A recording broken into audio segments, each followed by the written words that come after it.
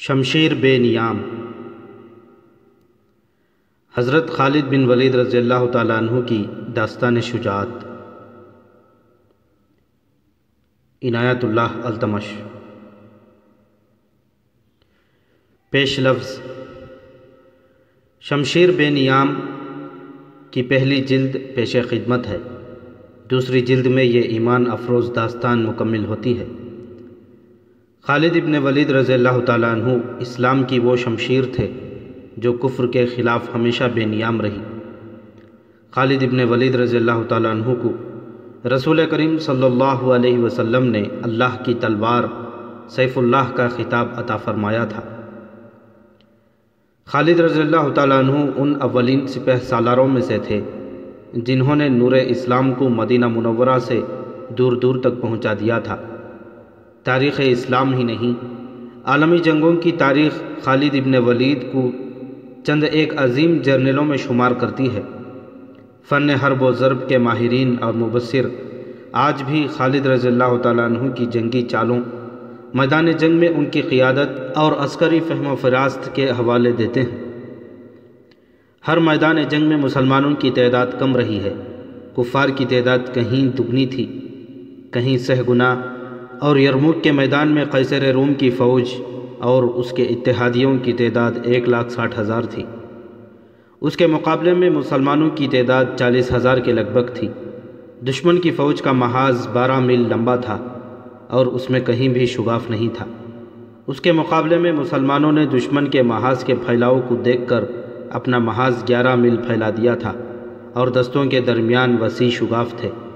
دشمن کے محاذ کی گہرائی بھی زیادہ تھی، دستوں کے پیچھے دستے کھڑے تھے جیسے چٹانوں کے پیچھے چٹانیں کھڑی ہوں۔ اس کے مقابلے میں مسلمانوں کی محاذ کی گہرائی تھی ہی نہیں۔ تاریخ حیران ہے، جنگی مبصر حیران ہیں کہ مسلمانوں نے یرموک میں رومیوں کو شکست کس طرح دی تھی، اور رومیوں کی یہ شکست فیصلہ کن تھی۔ اس کے بعد بیت المقدس پکے ہوئے پھل کی طرح مسلمانوں کی جھولی میں آ گرا تھا۔ یہ جنگی چالوں کا کمال تھا۔ یرموک کی جنگ میں خالد ابن ولید رضی اللہ تعالیٰ عنہ نے جو چالیں کامیابی سے آزمائی تھیں وہ آج ترقی یافتہ ممالک کی فوجیوں کی ٹریننگ میں شامل ہے۔ خالد رضی اللہ تعالیٰ عنہ نے کبھی تسلیم نہیں کیا تھا کہ یہ دشمن کی تعداد زیادہ اور اس کے ہتھیار برتر ہیں اور مسلمان بہت تھوڑے ہیں تو دشمن کے سامنے آنا خطرناک ہوگا۔ ایسے موقع بھی آئے کہ انہوں نے خلافت کے احکام کو نظر انداز کر کے دشمن پر حملہ کر دیا اور فتح پائی۔ یہ ایمان اور عزم کی پختگی کا کرشمہ تھا۔ یہ اسلام اور رسول اللہ صلی اللہ علیہ وسلم کے عشق کا کمال تھا۔ خالد کے کردار کی عظمت دیکھیے۔ خلیفۃ المسلمین عمر ابن خطاب رضی اللہ تعالیٰ عنہ نے انہیں پہلے سپہ سالاری سے معزول کیا تو خالد بددل نہ ہوئے اور سپاہیوں کی طرح لڑتے رہے۔ یرموک کے جنگ کے بعد عمر ابن خطاب رضی اللہ تعالیٰ عنہ نے خالد رضی اللہ تعالیٰ عنہ کو ایک الزام میں مدینہ بلا لیا۔ خالد رضی اللہ تعالیٰ عنہ سے باز پرس ہوئی۔ عرب کے اس وقت کے رواج کے مطابق طریقہ ایسا اختیار کیا گیا جو ایک سپہ سالار کے لیے توہین آمیز تھا، لیکن خالد کا رد عمل ایسا تھا جو خلیفۃ المسلمین کو ناگوار نہ گزرا۔ انہوں نے سزا قبول کر لی۔ خالد ابن ولید کو معزولی پر بہت افسوس ہوا، لیکن انہوں نے خلیفۃ المسلمین کا تختہ الٹنے کی کوشش نہ کی، اپنی الگ سیاسی پارٹی نہ بنا لی، نہ اپنا محاذ قائم کر لیا۔ اگر وہ ایسا اقدام کرتے تو پوری فوج ان کے ساتھ تھی۔ وہ قوم کی نگاہوں میں عزیز اور عظیم تھے۔ انہوں نے اس وقت کی دو بہت بڑی جنگی طاقتوں کو ریزہ ریزہ کر کے بکھیر دیا تھا۔ ایک تھے ایرانی آتش پرست اور دوسرے رومی تھے۔ خالد نے انہیں پے در پے شکستیں دے کر عراق اور شام کو سلطنت اسلامیہ میں شامل کر لیا تھا، لیکن انہوں نے خلافت کے خلاف ایک لفظ نہ کہا۔ انہوں نے اپنی عظمت کو نظر انداز کر کے خلیفۃ المسلمین کی عظمت کا خیال رکھا۔ خالد رضی اللہ تعالیٰ عنہ کیا تھے اور انہوں نے اسلام کو کیا دیا، اور آج کے مسلمان کو انہوں نے کیا ورثہ دیا، یہ آپ اس داستان شمشیر بے نیام کی 2 جلدوں میں پڑھیں گے۔ اسلام کی تاریخ کے ساتھ بہت زیادتیاں ہوئی ہیں۔ مختلف مورخوں اور بعد کے تاریخ نویسیوں نے بعض واقعات کو گڑبڑ کر دیا ہے۔ ایک ہی واقعہ کئی طرح بیان کیا گیا ہے، یہاں تک دھاندلی گئی ہے کہ بعض واقعات تعصب اور فرقہ بندی کے زیر اثر غلط رنگ میں پیش کیے گئے۔ تعصب سے یہ نہ سمجھیے کہ اس کا مظاہرہ غیر مسلم مورخوں نے کیا ہے، یہ تعصب اور دروغ مسلمان تاریخ نویسیوں میں پایا جاتا ہے۔ ہر واقعہ کو صحیح انداز سے پیش کرنے کے لیے ہم نے بہت سی کتابوں سے مدد لی اور چھان بین کی ہے اور تحقیق کر کے ہر واقعہ لکھا ہے۔ ایسے مقامات بھی آئے کہ ہمارے لیے فیصلہ کرنا مشکل ہو گیا کہ صحیح کیا ہے اور مغروضہ کیا ہے۔ ہم نے جانچ پڑتال کر کے فیصلہ کیا کہ صحیح کیا ہو سکتا ہے۔ ہم جانتے ہیں کہ ہم سے اختلاف کیا جائے گا، لیکن یہ اختلاف چھوٹے چھوٹے اور غیر اہم واقعات میں ہوگا۔ جس انداز سے ہم نے یہ داستان شجاعت لکھی ہے اسے تاریخی ناول کہا جاتا ہے، لیکن یہ ان تاریخی ناولوں میں سے نہیں جن میں افسانوی بلکہ فلمی رنگ بھر دیا جاتا ہے۔ یہ تاریخ زیادہ اور ناول نہ ہونے کے برابر ہے۔ ہم نے خالد ابن ولید رضی اللہ تعالیٰ عنہ اور ان کے تمام ہم اثر سالاروں کو عام انسانوں کے روپ میں پیش کیا ہے۔ انہیں آسمان سے اترے ہوئے سبز پوش نہیں بنایا، نہ ان سے ایسے معجزے کرائے ہیں کہ انہوں نے نعرہ لگایا اور دشمن دم دبا کر بھاگ گیا۔ یہ کہنے کی ضرورت نہیں ہونی چاہیے کہ یہ کتاب ہر گھر میں موجود ہونی چاہیے۔ یہ داستان ہماری روایات کا مجموعہ ہے۔ آج جبکہ تفریحی اور اخلاق سوز کہانیوں نے مسلمان کی اولاد کو پٹری سے اتار دیا ہے، یہ کتاب جو ہم شمشیر بے نیام کے عنوان سے پیش کر رہے ہیں، اپنے بچوں کو پڑھائیں۔ اس میں کہانی کی تمام تر دلچسپیاں موجود ہیں، اور یہ ہماری تاریخ ہے اور یہ ہماری روایت ہے۔ یہ اسلام کی عسکری روح کی صحیح تصویر ہے۔ عنایت اللہ۔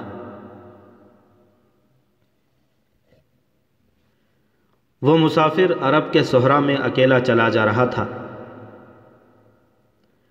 8 ہجری کے زمانے میں عرب کا وہ علاقہ جہاں مکہ اور مدینہ واقع ہیں بڑا ہی خوفناک صحرا ہوا کرتا تھا، جلتا اور انسانوں کو جھلستا ہوا ریگزار۔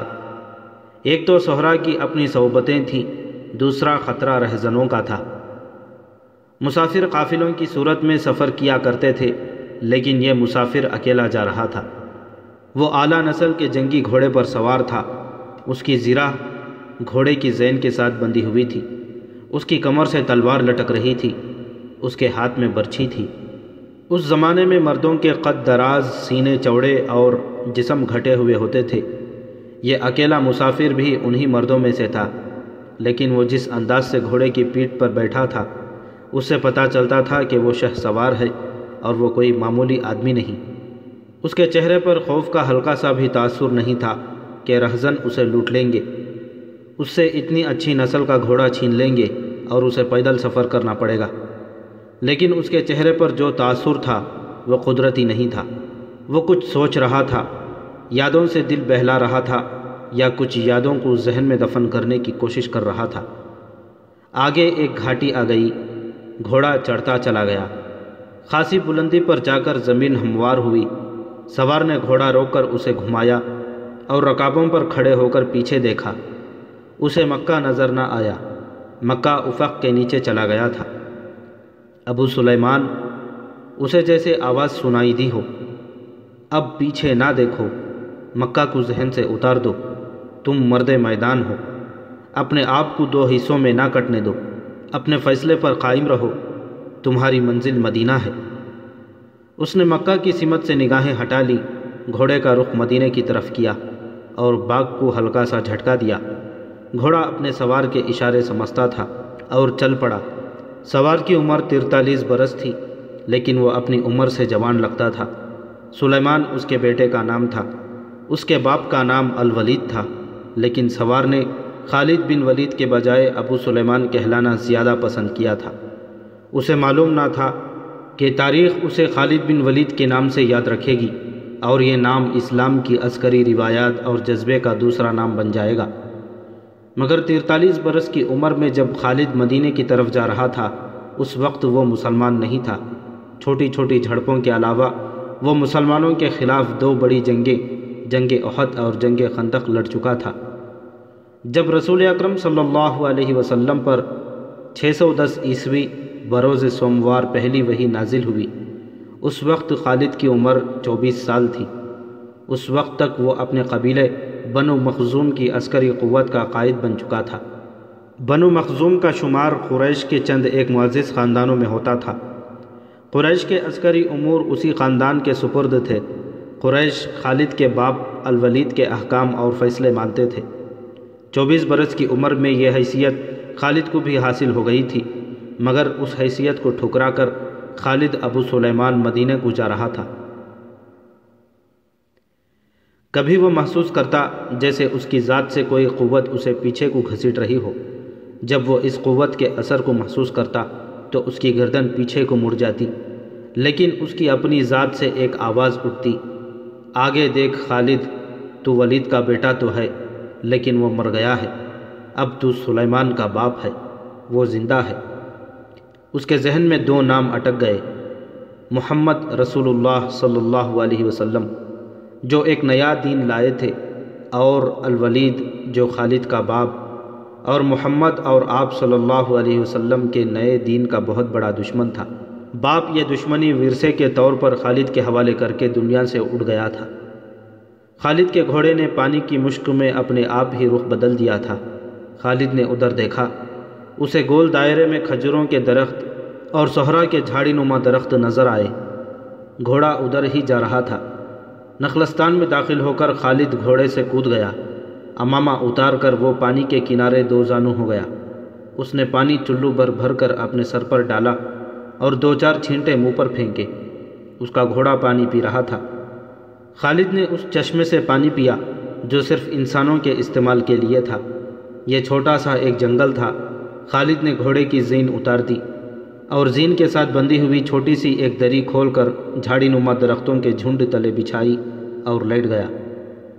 وہ تھک گیا تھا، تھوڑی سی دیر کے لیے سو جانا چاہتا تھا، مگر اس کے ذہن میں یادوں کا جو قافلہ چل پڑا تھا وہ اسے سونے نہیں دے رہا تھا۔ اسے 7 سال پہلے کا ایک دن یاد آیا جب اس کے عزیزوں نے محمد صلی اللہ علیہ وسلم کو قتل کرنے کا منصوبہ بنایا تھا۔ اس منصوبے میں خالد کا باپ الولید پیش تھا۔ وہ ستمبر 622 عیسوی کی ایک رات تھی۔ قریش نے رسول خدا صلی اللہ علیہ وسلم کو سوتے میں قتل کرنے کے لیے ایسے آدمی چنے تھے جو انسانوں کے روپ میں وحشی اور درندے تھے۔ خالد قریش کے سرکردہ خاندان کا جوان تھا۔ اس وقت اس کی عمر 27 سال تھی۔ وہ آن حضرت صلی اللہ علیہ وسلم کے قتل کی سازش میں شریک تھا، لیکن وہ قتل کرنے والوں میں شامل نہیں تھا۔ اسے 7 سال پہلے کی وہ رات گزرے ہوئے کل کی طرح یاد تھی۔ وہ اس قتل پر خوش بھی تھا، ناخوش بھی۔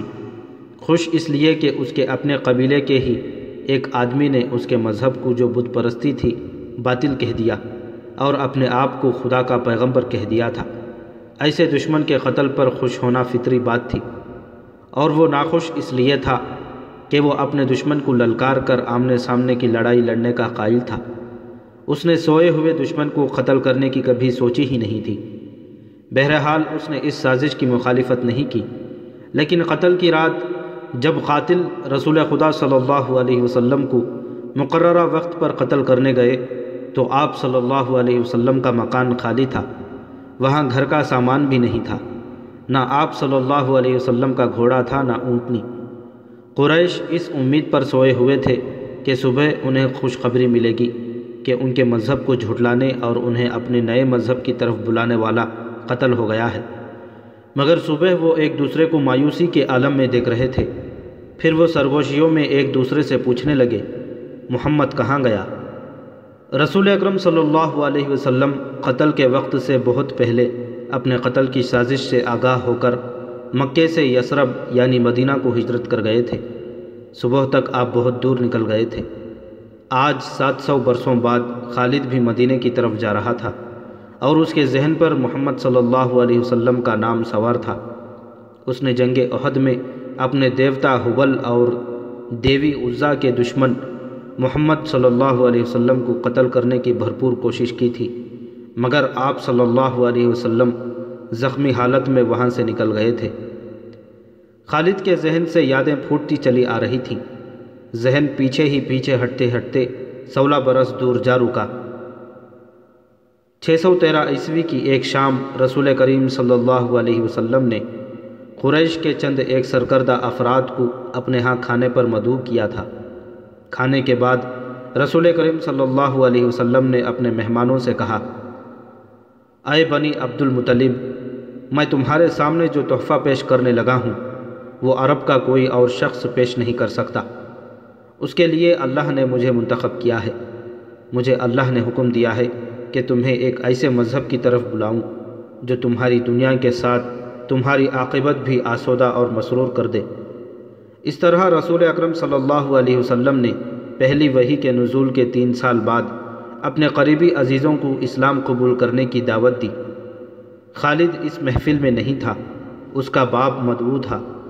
اس نے خالد کو مذاق اڑانے کے انداز میں بتایا تھا کہ عبد المطلب کے پوتے محمد نے کہا ہے کہ وہ اللہ کا بھیجا ہوا نبی ہے۔ ہم جانتے ہیں عبد المطلب قریش کا ایک سردار تھا۔ الولید نے اپنے بیٹے خالد سے کہا، بے شک محمد صلی اللہ علیہ وسلم کا خاندان اعلیٰ حیثیت رکھتا ہے، لیکن نبوت کا دعویٰ اس خاندان کا کوئی فرد کیوں کرے؟ اللہ کی قسم اور قسم حبل اور عزا کی، میرے خاندان کا رتبہ کسی سے کم نہیں۔ کیا نبوت کا دعویٰ کر کے کوئی ہم سے اونچا ہو سکتا ہے؟ آپ نے اسے کیا کہا ہے؟ خالد نے پوچھا۔ پہلے تو ہم چپ ہو گئے، پھر ہم سب ہنس پڑے، الولید نے کہا، لیکن محمد کے چچا زاد بھائی علی ابن ابو طالب نے محمد کی نبوت کو قبول کر لیا ہے۔ خالد اپنے باپ کی طنزیہ ہنسی کو بھولا نہیں تھا۔ خالد کو 629 عیسوی کے ایک روز مکہ اور مدینہ کے راستے میں ایک نخلستان میں لیٹے ہوئے وہ وقت یاد آ رہا تھا۔ رسول اللہ صلی اللہ علیہ وسلم جن کی نبوت کو قریش کے سردار قبول نہیں کر رہے تھے، اس نبوت کو لوگ قبول کرتے چلے جا رہے تھے۔ ان میں اکثریت نوجوانوں کی تھی۔ بعض مفلس لوگوں نے بھی اسلام قبول کر لیا۔ اس سے نبی کریم صلی اللہ علیہ وسلم کے حوصلے میں جان آ گئی اور آپ صلی اللہ علیہ وسلم نے اسلام کی تبلیغ تیز کر دی۔ آپ صلی اللہ علیہ وسلم بت پرستی کے خلاف تھے۔ مسلمان ان 360 بتوں کا مذاق اڑاتے تھے جو کعبے کے اندر اور باہر رکھے ہوئے تھے۔ طلوع اسلام سے پہلے عرب ایک خدا کو مانتے تھے اور پوجتے ان بتوں کو تھے۔ انہیں وہ دیویاں اور دیوتا کہتے اور انہیں اللہ کے بیٹے اور بیٹیاں مانتے تھے، اور وہ ہر بات میں اللہ کی قسم کھاتے تھے۔ قریش نے دیکھا کہ محمد صلی اللہ علیہ وسلم کے جس دین کا انہوں نے مذاق اڑایا تھا وہ مقبول ہوتا چلا جا رہا ہے، تو انہوں نے آپ صلی اللہ علیہ وسلم کی تبلیغی سرگرمیوں کے خلاف محاذ بنا لیا اور مسلمانوں کا جینا حرام کر دیا۔ خالد کو یاد آ رہا تھا کہ اس نے اللہ کے رسول صلی اللہ علیہ وسلم کو گلیوں اور بازاروں میں لوگوں کو اکٹھا کر کے انہیں اسلام قبول کرنے کی دعوت دیتے اور بتاتے دیکھا تھا کہ بت انہیں نہ فائدہ دے سکتے ہیں نہ نقصان۔ عبادت کے لائق صرف اللہ ہے جو وحدہ لا شریک لہ ہے۔ رسول خدا صلی اللہ علیہ وسلم کی مخالفت کے قائد قریش کے 4 سردار تھے۔ ایک تو خالد کا باپ الولید تھا، دوسرا نبی کریم صلی اللہ علیہ وسلم کا اپنا چچا ابو لہب تھا، تیسرا ابو سفیان اور چوتھا ابو الحکم تھا جو خالد کا چچا زاد بھائی تھا۔ مسلمانوں پر سب سے زیادہ ظلم و تشدد اسی شخص نے کیا تھا۔ وہ جہالت کی حد تک کینہ پرور اور مسلم کش تھا، اسی لیے مسلمان اسے ابو جہل کہنے لگے تھے۔ یہ نام اتنا عام ہوا کہ لوگ جیسے اس کا اصل نام ہی بھول گئے تھے۔ تاریخ نے بھی اس پستہ قد بھینگے اور لوہے کی طرح مضبوط آدمی کو ابو جہل کے نام سے ہی یاد رکھا ہے۔ خالد کو یہ یادیں پریشان کرنے لگیں، شاید شرمسار بھی۔ قریش کے لوگوں نے رسول خدا صلی اللہ علیہ وسلم کے گھر میں کئی بار غلاظت پھینکی تھی۔ جہاں کوئی مسلمان اسلام کی تبلیغ کر رہا ہوتا وہاں قریش کے آدمی جا پہنچتے اور ہلڑ مچاتے تھے۔ بد اخلاق اور دھتکارے ہوئے آدمیوں کو رسول خدا صلی اللہ علیہ وسلم کو پریشان کرتے رہنے کے کام پر لگا دیا گیا تھا۔ خالد کو یہ اطمینان ضرور تھا کہ اس کے باپ نے محمد الرسول اللہ صلی اللہ علیہ وسلم کے خلاف ایسی کوئی گھٹیا حرکت نہیں کی تھی۔ وہ 2 مرتبہ قریش کے 3-4 سرداروں کو ساتھ لے کر رسول خدا صلی اللہ علیہ وسلم کے چچا ابو طالب کے پاس یہ کہنے گیا تھا کہ وہ اپنے بھتیجے رسول خدا صلی اللہ علیہ وسلم کو بتوں کی توہین اور نبوت کے دعوے سے روکے، ورنہ وہ کسی کے ہاتھوں قتل ہو جائے گا۔ ابو طالب نے ان لوگوں کو دونوں مرتبہ ٹال دیا تھا۔ خالد کو اپنے باپ کی بہت بڑی قربانی یاد آئی۔ عمارہ خالد کا بھائی تھا۔ وہ خاص طور پر بہت خوبصورت نوجوان تھا۔ وہ ذہین تھا اور اس میں بانگ پن تھا۔ خالد کے باپ الولید نے اپنے اتنے خوبصورت بیٹے عمارہ کو قریش کے 2 سرداروں کے حوالے کیا اور انہیں کہا کہ اسے محمد صلی اللہ علیہ وسلم کے چچا ابو طالب کے پاس لے جاؤ اور اس سے کہو کہ میرا بیٹا رکھ لو اور اس کے بدلے محمد کو ہمیں دے دو۔ خالد اپنے باپ کے اس فیصلے پر کانپ اٹھا تھا، اور جب اس کا بھائی عمارہ دونوں سرداروں کے ساتھ چلا گیا تھا تو خالد تنہائی میں جا کر رویا تھا۔ ابو طالب سرداروں نے عمارہ کو رسول کریم صلی اللہ علیہ وسلم کے چچا کے آگے کر کے کہا، اسے تم جانتے ہو، یہ عمارہ بن الولید ہے۔ تم یہ بھی جانتے ہوگے کہ بنو ہاشم نے جس کے تم سردار ہو ابھی تک اس جیسا سجیلا اور عقل مند جوان پیدا نہیں کیا۔ یہ ہم ہمیشہ کے لیے تمہارے حوالے کرنے آئے ہیں۔ اسے اپنا بیٹا بنا کر رکھو گے تو تمام عمر فرما بردار رہے گا، اور اگر اسے اپنا غلام بناؤ گے تو قسم ہے اللہ کی تم پر اپنی جان بھی قربان کر دے گا۔ مگر تم اسے میرے حوالے کیوں کر رہے ہو؟ ابو طالب نے پوچھا۔ کیا بنو مخزوم کی ماؤں نے اپنے بیٹوں کو نیلام کرنا شروع کر دیا ہے؟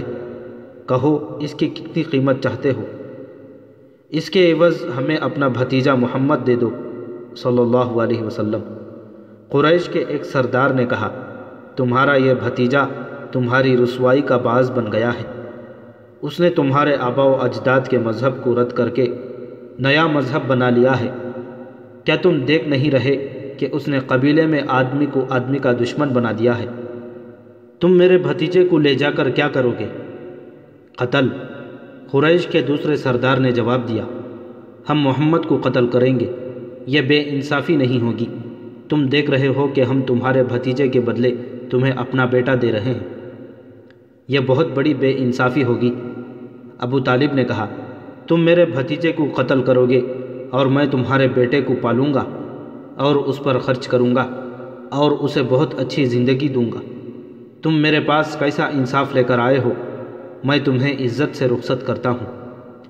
خالد نے جب اپنے بھائی کو اپنے سرداروں کے ساتھ واپس آتے دیکھا اور سرداروں سے سنا کہ ابو طالب نے یہ سودا قبول نہیں کیا تو خالد کو دلی مسرت ہوئی تھی۔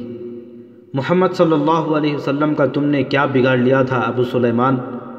خالد کی ذات سے ایک سوال اٹھا۔ اس نے خیالوں ہی خیالوں میں سر ہلایا اور دل ہی دل میں کہا، کچھ نہیں۔ بے شک محمد صلی اللہ علیہ وسلم کا جسم طاقتور ہے، لیکن رکانہ بن عبد یزید جیسے پہلوان کو اٹھا کر پٹکنے کے لیے صرف جسمانی طاقت کافی نہیں۔ رکانہ بن عبد یزید رسول اکرم صلی اللہ علیہ وسلم کا چچا تھا جس نے اسلام قبول نہیں کیا تھا۔ وہ عرب کا مانا ہوا پہلوان تھا۔ نامی گرامی پہلوان آئے جنہیں اس نے ایک ہی داؤ میں پٹک کر انہیں اٹھنے کے قابل نہ چھوڑا۔ وہ وحشی انسان تھا، صرف لڑنا مارنا جانتا تھا۔ خالد کو وہ وقت یاد آنے لگا جب مسلمانوں کو دق کرنے والے 3-4 آدمیوں نے ایک دن رکانہ پہلوان کو خوب کھلایا پلایا اور اسے کہا تھا کہ تمہارا بھتیجا محمد صلی اللہ علیہ وسلم کسی کے ہاتھ نہیں آتا، نہ اپنی تبلیغ سے باز آتا ہے، نہ کسی سے ڈرتا ہے، اور لوگ اس کی باتوں کے جادو میں آتے چلے جا رہے ہیں۔ کیا تم اسے سیدھا نہیں کر سکتے؟ کیا تم میرے ہاتھوں اس کی ہڈیاں توڑوانا چاہتے ہو؟ رکانہ نے اپنے چہرے پر مست بھینسے کا تاثر پیدا کر کے تکبر کے لہجے میں کہا تھا، لاؤ اسے میرے مقابلے میں، لیکن وہ میرا نام سن کر مکے سے بھاگ جائے گا۔ نہیں نہیں، میں اس کے ساتھ لڑنا اپنی توہین سمجھتا ہوں۔ اس نے اکسانے والے آدمیوں کی بات نہ مانی۔ وہ کسی پہلوان کو اپنے برابر سمجھتا ہی نہیں تھا۔ مسلمانوں کے دشمن خاموش ہو گئے، لیکن سوچتے رہے کہ رسول خدا صلی اللہ علیہ وسلم کو رکانہ کے ہاتھوں گرا کر آپ کا تماشا بنایا جائے۔ مکے کے یہودی خاص طور پر رسول اکرم صلی اللہ علیہ وسلم کے دشمن تھے، لیکن وہ کھل کر میدان میں نہیں آتے تھے۔ وہ خوش تھے کہ اہل قریش آپس میں بٹ کر ایک دوسرے کے دشمن ہو گئے ہیں۔ انہیں پتہ چل گیا کہ قریش کے کچھ آدمیوں نے رکانہ پہلوان کو اکسایا ہے کہ وہ رسول خدا صلی اللہ علیہ وسلم کو کشتی کے لیے للکارے، لیکن وہ نہیں مان رہا۔ ایک روز رکانہ رات کے وقت ایک گلی سے گزر رہا تھا کہ اس کے قریب سے ایک بڑی حسین اور جوان لڑکی گزری۔ چاندنی رات میں لڑکی نے رکانہ کو پہچان لیا اور مسکرائی۔ رکانہ وحشی تھا، وہ رک گیا اور لڑکی کا راستہ روک لیا۔ کیا تم جانتی ہو کہ عورت مرد کی طرف دیکھ کر مسکراتی ہے تو اس کا مطلب کیا ہوتا ہے؟ رکانہ پہلوان نے پوچھا، کون ہو تم؟ اس کا مطلب یہ ہوتا ہے کہ عورت اس مرد کو چاہتی ہے۔ جوان لڑکی نے جواب دیا، میں سبت بنت ارمن ہوں۔ او ارمن یہودی کی بیٹی، رکانہ نے کہا، اور لڑکی کے کندھوں پر ہاتھ رکھ کر اور اسے اپنے قریب کر کے بولا، کیا میرا جسم تجھے اتنا اچھا لگتا ہے؟ اور کیا میری طاقت؟ تمہاری طاقت نے مجھے مایوس کر دیا ہے۔ سبت نے پیچھے ہٹتے ہوئے کہا، تم اپنے بھتیجے محمد صلی اللہ علیہ وسلم سے ڈرتے ہو؟ کون کہتا ہے؟ رکانہ نے گرج کر پوچھا۔ سب کہتے ہیں۔ سبت نے کہا، پہلے محمد کو گراؤ، میں اپنا جسم تمہیں انعام میں دوں گی۔ اللہ کے بیٹوں اور بیٹیوں کی قسم، تیری بات پوری کر کے تیرے سامنے آؤں گا۔ رکانہ نے جواب دیا، لیکن تو نے غلط سنا ہے کہ میں محمد سے ڈرتا ہوں۔ بات یہ ہے کہ میں اپنے سے کمزور کے ساتھ لڑنا اپنی توہین سمجھتا ہوں، لیکن تیری بات پوری کروں گا۔ مشہور مورخ ابن ہشام نے لکھا ہے کہ رسول کریم صلی اللہ علیہ وسلم نے خود رکانہ پہلوان کو کشتی کے لیے للکارا تھا، لیکن دوسرے مورخ ابن اسیر نے جو شہادت پیش کی ہے وہ صحیح ہے کہ رکانہ نے رسول خدا صلی اللہ علیہ وسلم کو کشتی کے لیے للکارا، اور اس نے کہا تھا، میرے بھائی کے بیٹے، تم بڑے دل اور بڑی جرأت والے آدمی ہو۔ میں یہ بھی جانتا ہوں کہ تم جھوٹ بولنے سے نفرت کرتے ہو، لیکن مرد کی جرأت اور صداقت کا پتہ اکھاڑے میں چلتا ہے۔ آؤ میرے مقابلے میں اکھاڑے میں اترو، اگر مجھے گرا لو تو میں تمہیں اللہ کا بھیجا ہوا نبی مان لوں گا، اللہ کی قسم تمہارا مذہب قبول کر لوں گا۔ لیکن یہ ایک بھتیجے اور چچا کی کشتی نہیں ہوگی۔ رسول خدا صلی اللہ علیہ وسلم نے رکانہ کی للکار کے جواب میں کہا، یہ ایک بت پرست اور سچے دین کے ایک پیغمبر کی لڑائی ہوگی، تو ہار گیا تو اپنا وعدہ نہ بھول جانا۔ مکے میں یہ خبر صحرا کی آندھی کی طرح پھیل گئی کہ رکانہ پہلوان اور محمد کی کشتی ہوگی، اور جو ہار جائے گا وہ جیتنے والے کا مذہب قبول کر لے گا۔ قریش کا بچہ بچہ، مرد و زن اور یہودی ہجوم کر کے آ گئے۔ مسلمانوں کی تعداد بہت تھوڑی تھی، وہ تلواروں اور برچھیوں سے مسلح ہو کر آئے، کیونکہ انہیں خطرہ محسوس ہو رہا تھا کہ قریش کشتی کو بہانہ بنا کر رسول خدا صلی اللہ علیہ وسلم کو قتل کر دیں گے۔ عرب کا سب سے زیادہ طاقتور اور وحشی پہلوان رکانہ بن عبد یزید رسول کریم صلی اللہ علیہ وسلم کے مقابلے میں اترا۔ اس نے رسول اللہ صلی اللہ علیہ وسلم پر تنزیہ نگاہ ڈالی اور آپ پر بھپتی کسی۔ آپ صلی اللہ علیہ وسلم مکمل خاموشی سے اور اطمینان سے رکانہ کی آنکھوں میں آنکھیں ڈال کر دیکھتے رہے کہ وہ بے خبری میں کوئی داؤ نہ کھیل جائے۔ رکانہ آپ صلی اللہ علیہ وسلم کے ارد گرد یوں گھوما جیسے شیر اپنے شکار کے ارد گرد گھوم گیا ہو اور اب اسے کھا جائے گا۔ ہجوم رسول اکرم صلی اللہ علیہ وسلم کا مذاق اڑا رہا تھا۔ مسلمان خاموش تھے، وہ دل ہی دل میں اللہ کو یاد کر رہے تھے۔ انہوں نے اپنی تلواروں کے دستوں پر ہاتھ رکھے ہوئے تھے۔ پھر نہ جانے کیا ہوا، رسول اکرم صلی اللہ علیہ وسلم نے کیا داؤ کھیلا۔ ابن اسیر لکھتا ہے کہ آپ صلی اللہ علیہ وسلم نے رکانہ کو اٹھا کر زمین پر پٹک دیا۔ رکانہ زخمی شیر کی طرح اٹھا اور غرا کر آپ پر حملہ آور ہوا۔ آپ نے پھر وہی داؤ کھیلا اور اسے پٹک دیا۔ وہ اٹھا تو آپ صلی اللہ علیہ وسلم نے اسے تیسری بار پٹکا۔ بھاری بھرکم جسم 3 بار پٹکا گیا تو کشتی جاری رکھنے کے قابل نہ رہا۔ رکانہ سر جھکا کر اکھاڑے سے نکل گیا۔ ہجوم پر سناٹا طاری ہو گیا۔ اب مسلمان ننگی تلواریں اور برچھیاں ہوا میں لہرا لہرا کر اور اچھال اچھال کر نعرے لگا رہے تھے، چچا رکانہ، رسول اللہ صلی اللہ علیہ وسلم نے للکار کر کہا، اپنا وعدہ پورا کر اور یہیں اعلان کر کہ آج سے تو مسلمان ہے۔ رکانہ نے قبول اسلام سے صاف انکار کر دیا۔